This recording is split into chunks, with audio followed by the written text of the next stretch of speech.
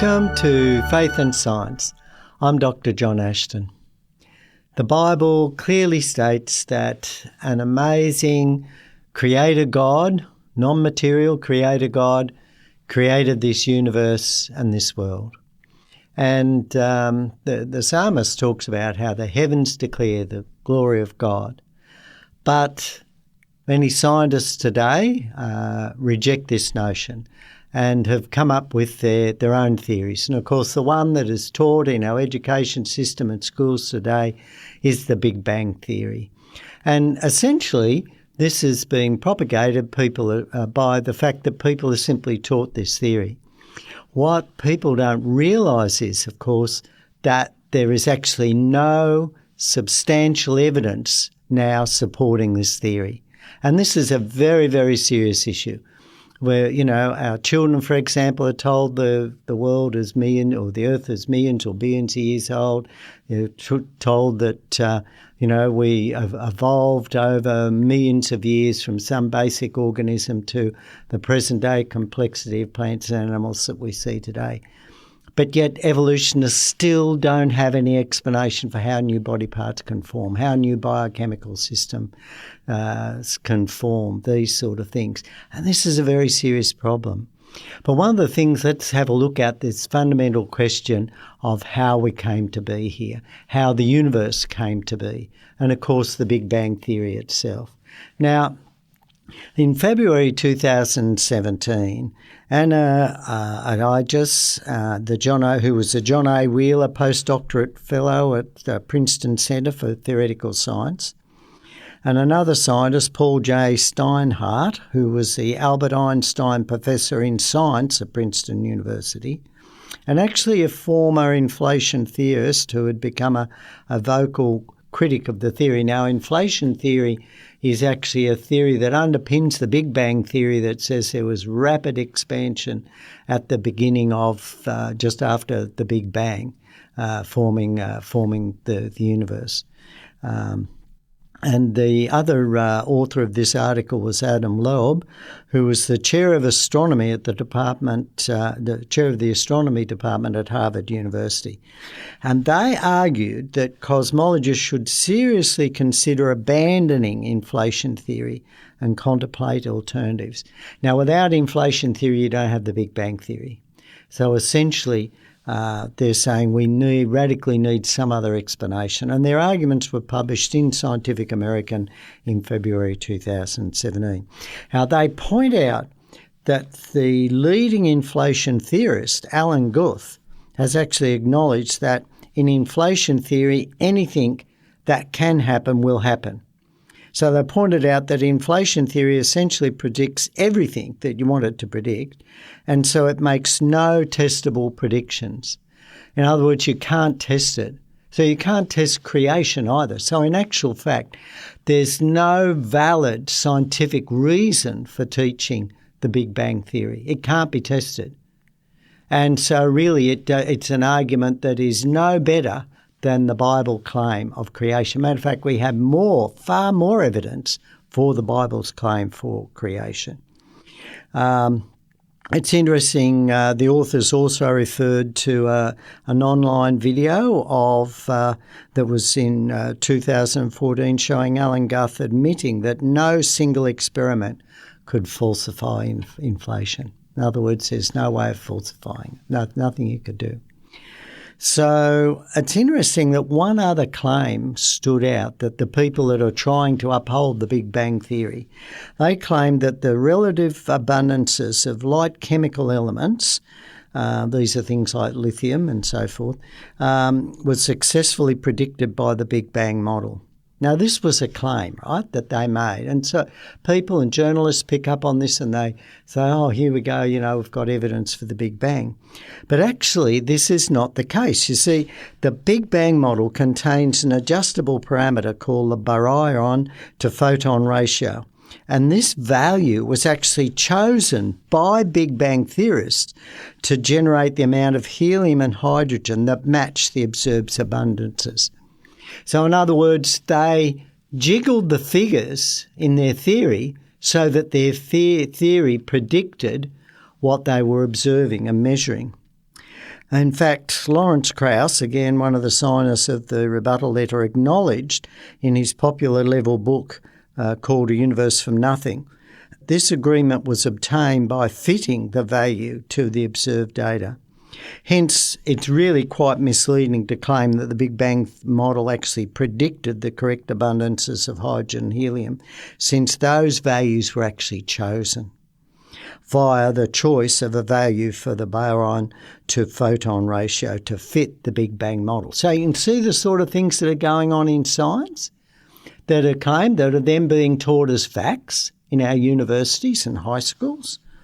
Furthermore, even with this adjustable values, the Big Bang theory still cannot correctly predict the amounts of lithium in the universe, for example. So it really falls down. Now, this is prima facie evidence that shows us we've got major problems with the science that is claiming this atheistic view of the Big Bang.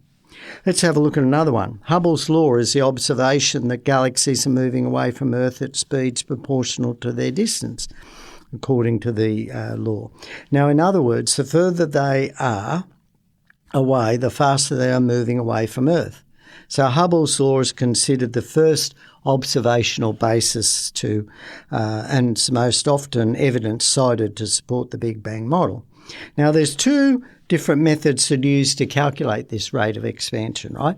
One uses the redshift of pulsating stars, and one uses small fluctuations in the cosmic microwave background radiation. However, in March 2024, it was found that highly accurate measurements using the Hubble Space Telescope and the James Webb Space Telescope gave significantly different values for the Hubble constant, meaning there's something seriously wrong with the Big Bang model. And if people want to check that, it's in Astrophysical Journal Letters, volume 962, letter 1117, published in 2024. The other fascinating factor is we have overwhelming evidence that the universe was designed, intelligently designed, that it's absolutely impossible that the parameters that control the universe and the functions of the universe and the laws that govern the function of the universe could not have arisen by chance. Absolutely impossible. You see, the characteristics of the universe as finely tuned, they're so finely tuned to work that the occurrence of life in the universe is very sensitive to the values of certain fundamental physical constants, and that the observed values are for some reason improbable, absolutely improbable for those to occur.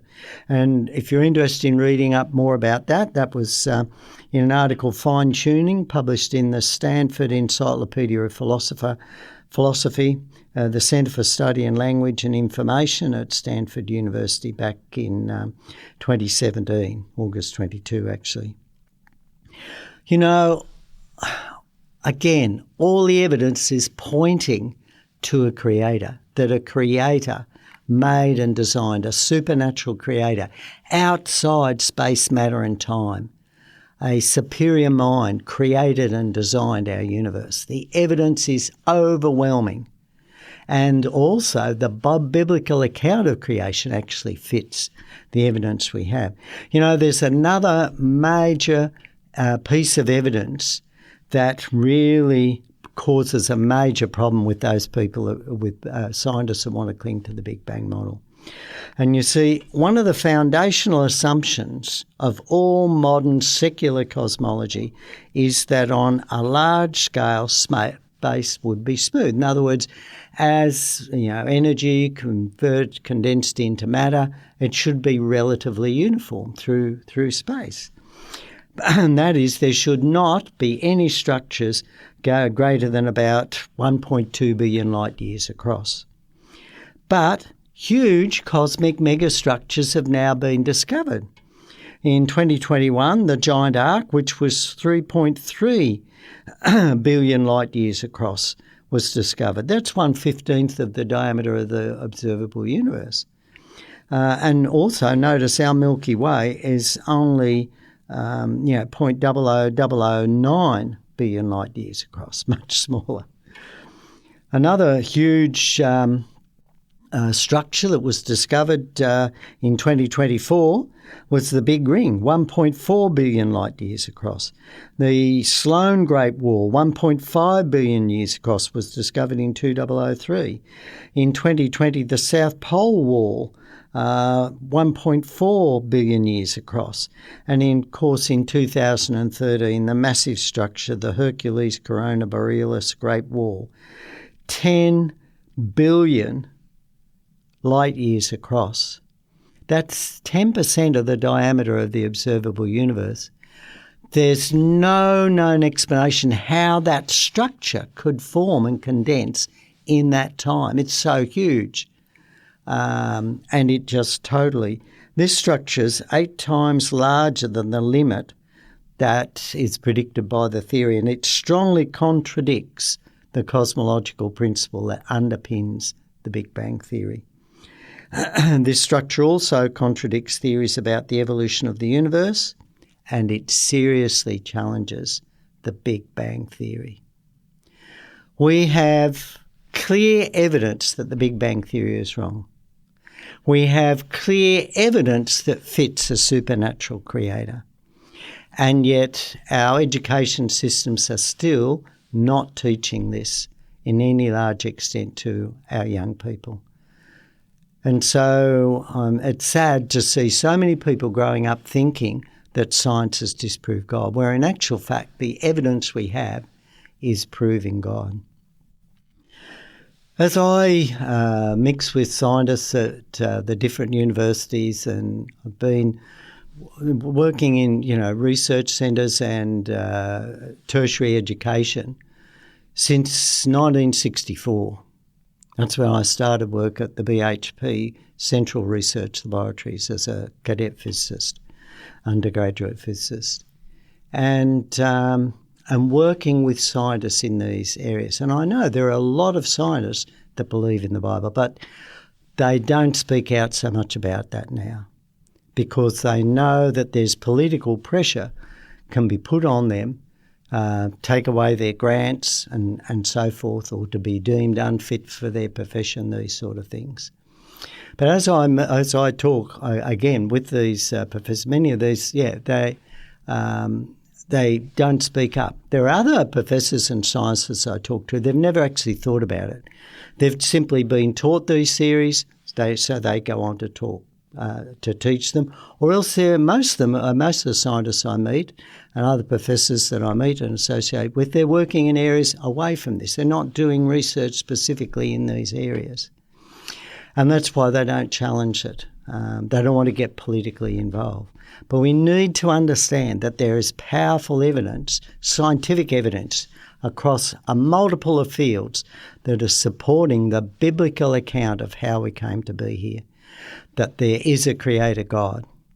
And I think this is really interesting because we see all the bad things that are happening in the world. It seems it's intuitive that one day there's going to be a judgment.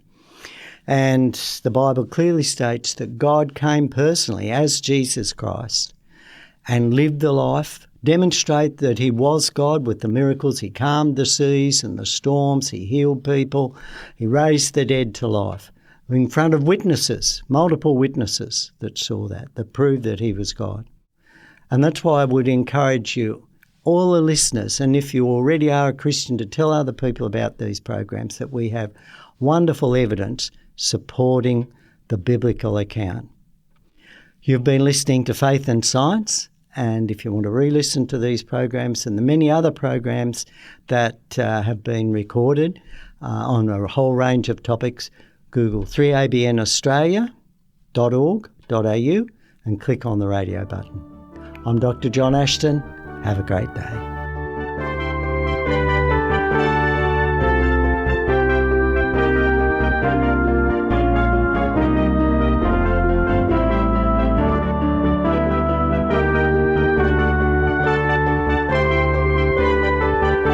You've been listening to a production of 3ABN Australia Radio.